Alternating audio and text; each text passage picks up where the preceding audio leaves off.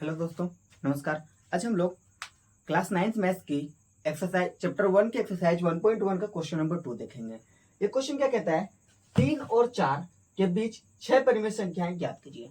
यानी 3 और 4 एक नंबर्स है, उसके बीच में हमें 6 परिमेय संख्या ज्ञात करनी है। तो सबसे पहली बात, इस क्वेश्चन को हम दो मेथड से सॉल्व करेंगे। मेथड 1, एक मेथड ये दिखाएंगे और एक मेथड हम आपको साइमल्टेनियसली मेथड 2 दिखाएंगे। तो सबसे पहले हम मेथड 1 की तरफ देखते हैं, जो इजीएस्ट है और आसान है, थोड़ा सा अंडरस्टैंडिंग को आपकी बेहतर करेगा। तो एक नंबर्स है, यहां पर 3 है और यहां पर 4 है।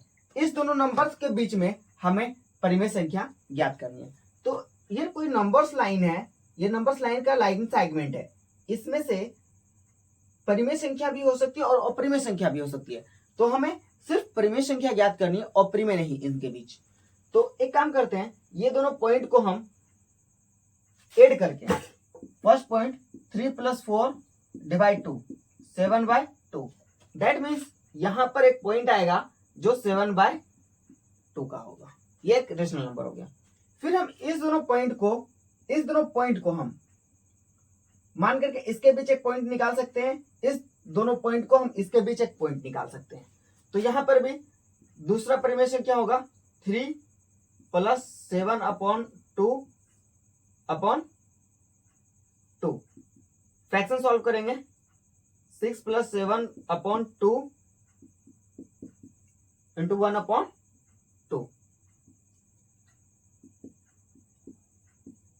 13/4। ये आ गया। अगला, इस दोनों के बीच हम यहां पर एक नंबर आया जो आया 30/4। 1 2 हमें 6 ज्ञात करने हैं टोटल। 2 आ गया, इस दोनों के बीच ले लेते हैं हम 7/2 + 4/2।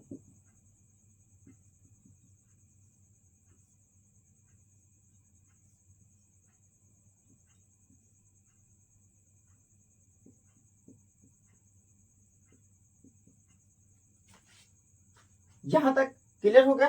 तो इसका मतलब एक आ गया 15/4। तो इस दोनों के बीच में आ गया 15/4। तो हमें अब तक 3 नंबर्स ज्ञात हो गए, तो बाकी 3 और ज्ञात करने हैं। तो आप इस दोनों के बीच को ऐसे प्रोसेस करके बना सकते हैं, या इस दोनों के बीच में और एक नंबर्स निकाल सकते हैं, या इस दोनों के बीच निकालें, या इस दोनों के बीच निकालें। ऐसे ही करके एक मेथड से आप और भी नंबर्स को निकाल सकते हैं। हमने 3 बताया, बाकी आप निकाल सकते हैं इसी प्रोसेस को अपना करके। बाकी मेथड 2 दिखाते हैं, जो इजीएस्ट भी है और थोड़ा सा ज्यादा रेफरेबल है, मतलब सभी लोग ज्यादा पसंद करते हैं। हमें कितनी नंबर्स निकालनी है? 6। तो एक तरफ 3 रख देंगे और एक तरफ 4 रख देंगे। 3 को हम जितना नंबर्स निकालने बोला है उससे ज्यादा नंबर्स से हम मल्टीप्लाई कर देते हैं। आप 7 से रख सकते हैं 7/7। इस नंबर को भी हम 7/7। नॉमिनेटर डिनोमिनेटर सेम से हम मल्टीप्लाई करते हैं, तो फ्रैक्शन तो कोई डिजिट पर कोई फर्क नहीं पड़ता। ये कितना हो गया? 21/7। और ये कितना आ गया? 28/7। इस दोनों के बीच में जो भी नंबर्स आ रहे हैं उसे आप लिख दीजिए। इसके बीच में आएगा 22/7, 23/7, 24/7, 25/7, 26/7। कितना हो गया? 3 हो गया। 1 3 2 5 और एक मेरा लास्ट बचा है 27/7।